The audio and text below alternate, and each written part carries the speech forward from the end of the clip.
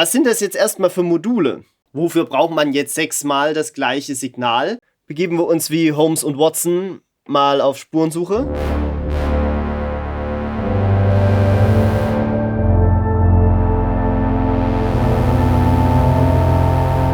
Herzlich willkommen zu einer weiteren Folge hier aus Doktorchens Keller.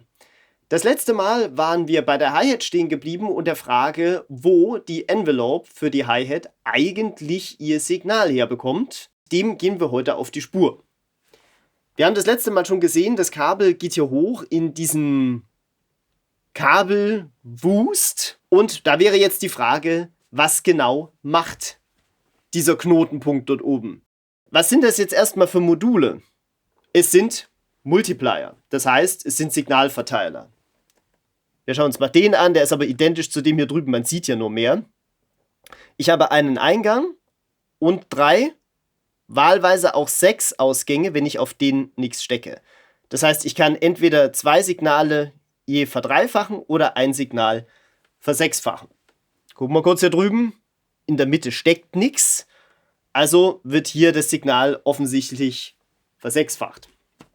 Wofür braucht man jetzt 6-mal das gleiche Signal? Die Antwort ist eigentlich relativ einfach. Wir haben relativ viele Sequencer am Start. Nämlich in der MO, in der normalen TD3. Bassdrum werden wir ja auch noch haben. Da ist auch irgendwie ein Sequencer.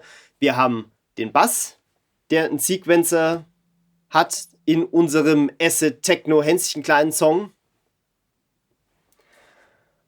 Und alle die brauchen ja ein Clock-Signal, damit ich sie synchronisieren kann, damit die also parallel laufen und nicht irgendwie ein Kauderwelsch entsteht. Okay, jetzt könnten wir einen Schritt weiter denken und sagen, irgendetwas muss ja die Clock vorgeben. Gibt ja einen Clock Master und mehrere Clock Slaves. Nun begeben wir uns wie Holmes und Watson mal auf Spurensuche und sehen, aha, wir haben hier ein Kabel, hier steht Clock, das schwarze ist auch der Out, daneben ist der Clock In, wir sehen, in dem steckt nichts. Bestätigt unsere Annahme schon mal, dass es sich hierbei um den Clock Master handelt.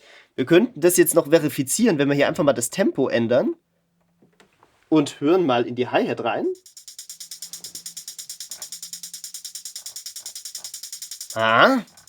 Ändert sich, also wir haben den Clock Master gefunden.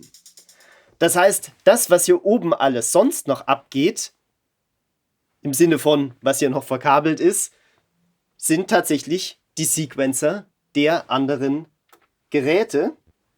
Aber die Hi-Hat hat ja offensichtlich keinen Sequencer, weil das Kabel geht ja direkt in die Envelope. Warum geht das? Warum macht man das? Naja gut, ich könnte jetzt natürlich auch einen Sequencer nehmen, alle 16 Schritte programmieren und den durchlaufen lassen. Allerdings würde es nicht viel Sinn ergeben, ich bräuchte halt einen Sequencer mehr. Dieses Clock-Signal läuft nämlich in Sechzehnteln. Das heißt, er gibt sowieso Sechzehntelnoten, wenn man so will, aus. Und das Clock-Signal und ein Gate-Signal sind technisch gleich. Es sind beide Male 5 Volt Pulse.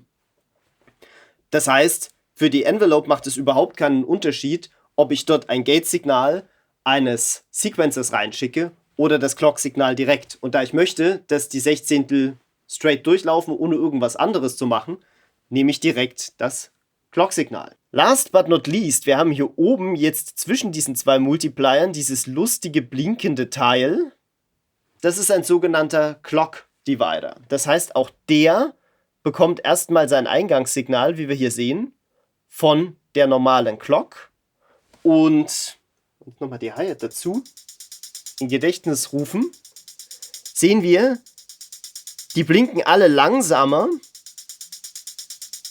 weil es hier verschiedene Divisionen gibt, also durch 2, durch 4 etc.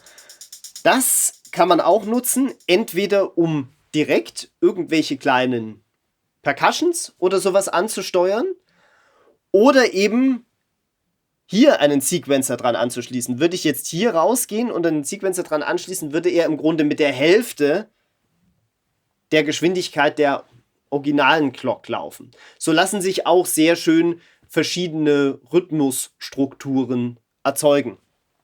Tatsächlich steckt hier ja auch was. Auch hier steckt was. Geht irgendwie da runter in diesen Switch. Aber das schauen wir uns beim nächsten Mal an. Ich hoffe, wir sehen uns dort wieder, nämlich nächste Woche Mittwoch. Gerne lasst für dieses Video einen Like da oder einen Kommentar oder natürlich auch gerne beides, wenn es euch gefallen hat. Damit ihr das Video nächste Woche nicht verpasst, unbedingt abonnieren und natürlich die Glocke läuten. Ich hoffe, wir sehen uns dort wieder. Bis dahin, gehabt euch wohl.